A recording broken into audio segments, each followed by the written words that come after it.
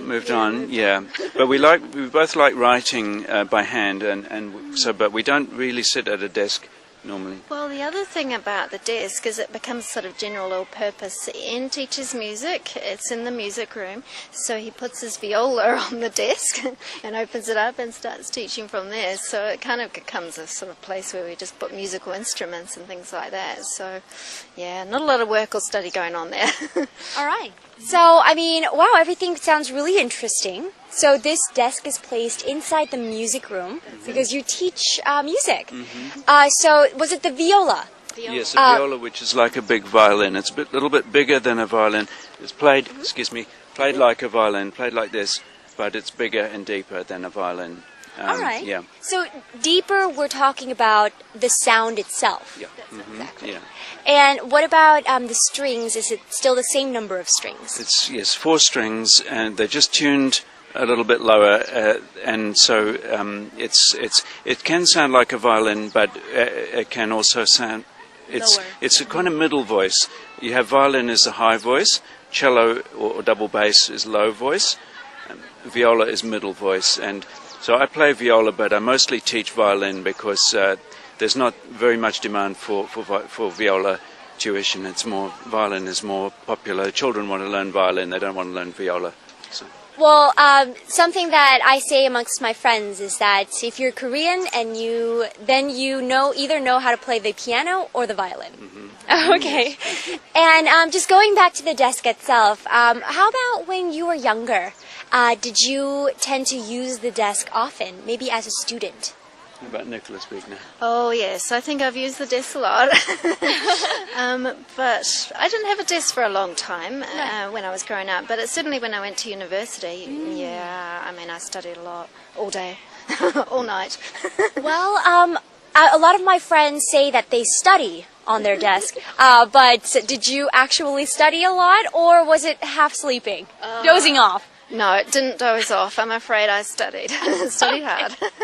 All right. Yeah. And usually in the university, a lot of people tend to maybe share desks or not even have a desk of their own, go to the library maybe. Were you one of the fortunate ones to have your own? No, I ended up in the library as well. Yeah, when I was studying, I often studied on the floor, believe it or not, spreading all my stuff around, yeah. Wow. So I didn't have a desk when I was at university, so I'd often end up in the library as well, yeah. Well, we just talked to Ian and Nicola from New Zealand, and we talked about their desk at home, and they say that, well, they don't use the desk as much because of modern technology these days, but still, they enjoy writing on the desk. Well, I hope you learned a lot and had a great time with us. I'll see you tomorrow. Back to the studio. Bye!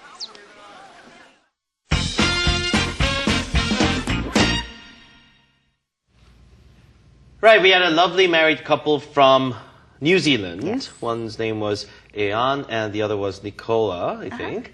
Right, let's talk about what they said about their desk. 자, 책상 이야기를 두 분이 잘 해주셨는데요. 어떤 이야기를 해주셨는지 정리를 같이 저희가 해보시죠. Okay. So first of all, Ian was the male, and he said, yes, they do have a desk. 책상이 있긴 하지만 그렇게 자주 사용은 안 한다라고 했었죠. 책상 위에 무엇이 있는지 설명을 했습니다. A printer and a computer. But he said that they don't really use the computer that much. 요즘은 태블릿 PC를 샀기 때문에 컴퓨터보다는 태블릿 PC를 더 많이 사용을 한다라는 이야기를 했는데요. 니콜라죠, 그 와이프, 아내 되시는 분이 또 설명을 해주셨어요. Ian이, he is a music teacher. 음악을 가르치시대요. 음악 선생님이신데 음악을 가르치는 music room의 책상이 있다라는 이야기를 하면서 보통 what is on the desk? Musical instruments are also on the desk. 자, 그래서 이제 책상 자체가 이제 음악을, 즉, 바이올린 레슨을 주로 해준다라고 해서요. 그렇죠? 비올라라는 것도 얘기를 했지만, 비올라는 많은 사람들이 이렇게 배우진 않기 때문에 바이올린 레슨을 주로 하는데, 그 뮤직 룸, 바로 그 방 안에 데스크가 있다, 책상이 있다라고 얘기를 해 주셨죠. 자, 그 밖에도요, 여러 가지 이제 얘기를 해주고 있습니다. 어렸을 때 이제 책상에 대해서 얘기를 하고 있죠. 여자분이, 즉, 아내분께서는 어렸을 때 책상이 없었다고 해요. She didn't have a desk of her own, right? 근데 이제 대학 들어가서, once she entered college, that's when she got her actual desk. 실제 책상을 이제 갖게 됐다라고 얘기를 하고 있습니다. 계속해서 이제 그 전에도 이제 책상이 없었기 때문에 library, 그 도서관에 가서 공부를 한다거나 가끔씩은 땅바닥에 이것저것 다 펼쳐놓고 일을 하는 경우도 있다라고 혹은 공부하고 했었던 그런 경험도 있었다라고 얘기했죠. And she did make sure that it sounded like she was a very studious student. Oh yes. 공부를 She 굉장히 studied a lot of hard. She studied hard, she says. all day and all night, she said. Okay. Yeah. 자, 공부도 열심히 이제 하셨다는 얘기도 덧붙여 주셨어요. 자, 그럼요. 이렇게 현장에서 저희가 들어본 대화 내용, 이분들은 또 뉴질랜드에 오셨기 때문에 뉴질랜드 억양을 쓰고 계시거든요.